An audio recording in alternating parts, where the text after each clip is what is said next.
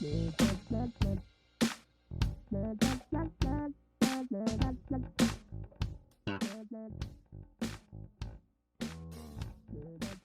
what's up, everyone? My name is Jimmy, and welcome back to That's What I Call Soccer. So, just to be completely honest, I was hoping to have this video up on Friday, but one thing led to another. I was losing track of time, and the next thing you know, I had a pair of tickets offered to me to go to the Sixers game.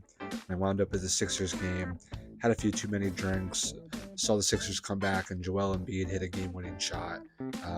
And so, I'm kind of just paying for it today, but I want to get some sort of video out for you guys before the games start this weekend. So I won't go into as much depth as I normally do, but here's all the matchups for the weekend. We're starting at 12 p.m. with Charlotte hosting Atlanta, and we're going to end on Sunday with LAFC hosting New England at 10:30 p.m. Two matchups I'm looking at targeting are Philadelphia hosting Chicago. Philadelphia has had a string of games lately, but they did have a clean sheet against Alianza in the Champions League, and I think they're going to look to build on that. They also did have a bunch of rotation in that game, so I think they're going to be back to their starting 11 in this game. So I'm looking for some good returns from Philly players. Another game I'm looking at targeting is Nashville hosting Montreal. Montreal's yet to score a goal this year, and Nashville's kept a clean sheet in both of their games. I'm not sure if Hani Mukhtar is going to start yet, but I think Nashville defensively looks really good this week. And the last game I'm looking at targeting is San Jose hosting Colorado. Colorado had a really bad road record last year, and they got off to that same start this year when they played Seattle on the road. And San Jose's just looked pretty good. I don't know if I trust them entirely defensively, but I think they're good for some goals for sure. We don't have anyone on a double game week this week, but we do have Houston on a bye. So if you're looking for cheap $4 million players, I would look at Houston. Now, they do have a few positions where they actually don't have $4 million players. And so if you're kind of struggling for some budget, you might want to look elsewhere. But just make sure you're picking people that are definitely not going to play. Make sure you're watching the lineups when they drop, just to make sure that, they're not in the starting lineup. And if you can, maybe look for someone that was sent out on loan or is definitely playing for the team's second squad in MLS Next Pro or whatever. But yeah, just make sure you're looking out for that. Injuries are pretty similar to last week. I do have a few additions here. Most notably, Navarro and Torres for Chicago are out.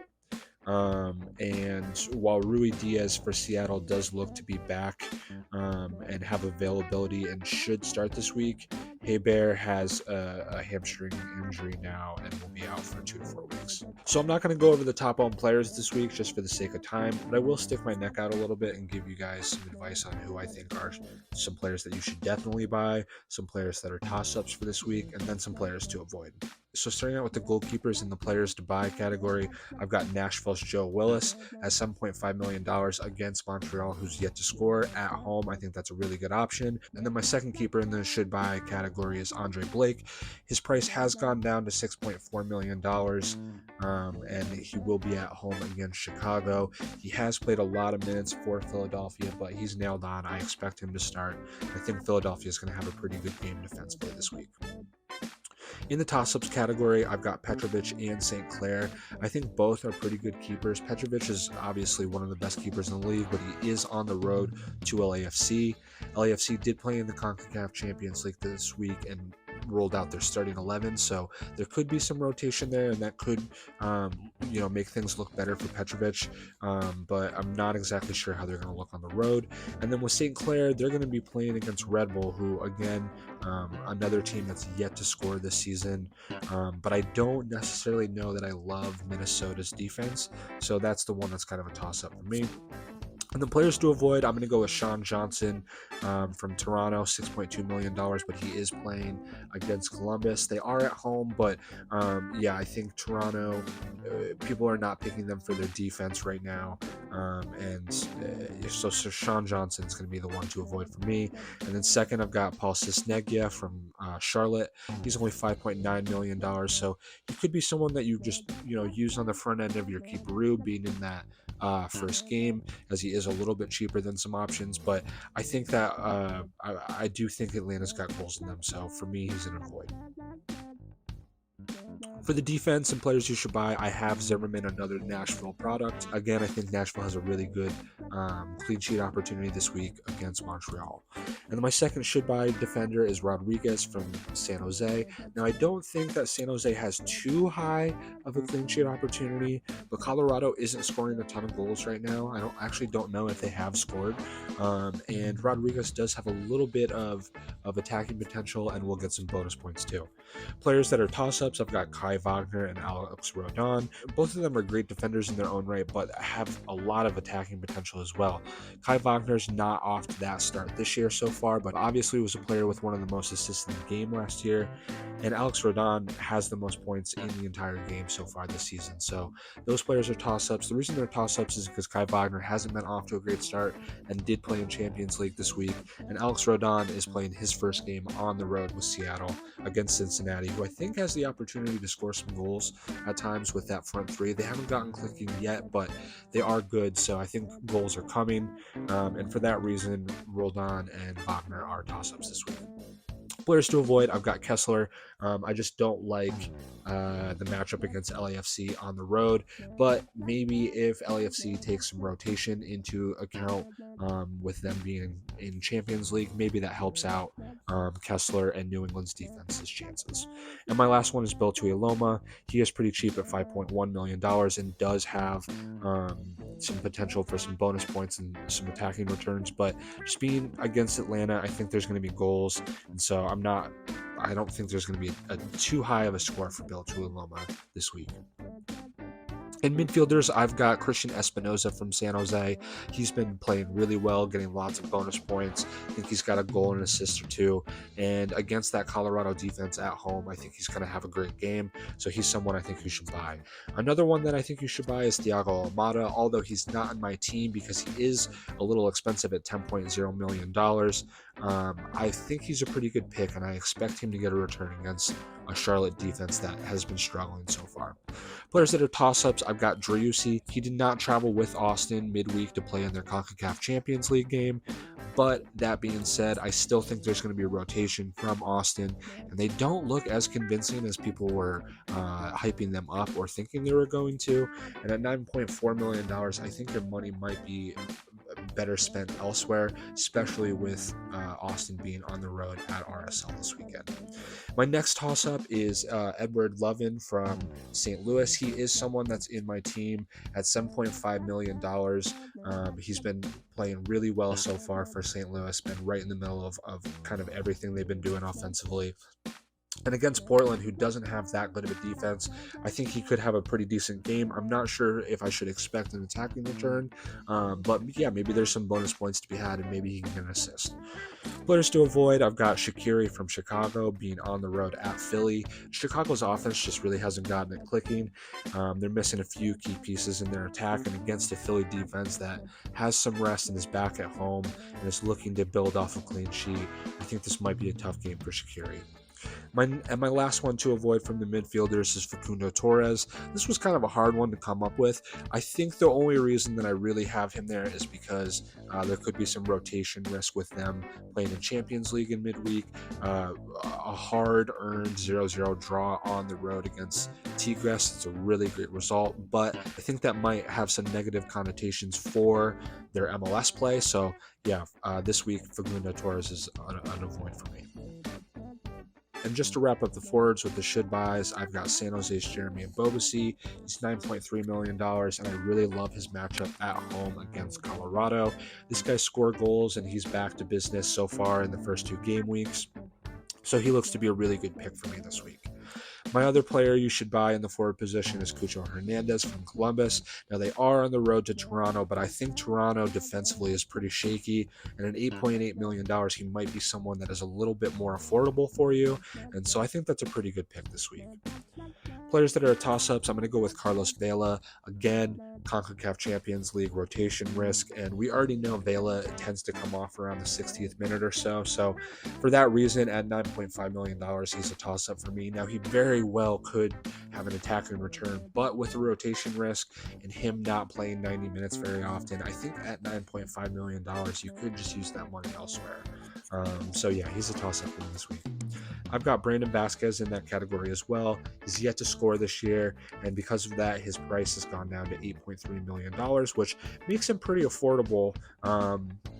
He is playing at home against Seattle, who's yet to let in a goal, so that does worry me. I'm not sure that he's going to get a goal, but I think if Cincinnati scores, there's a pretty good chance that either him or Brenner have their name on it.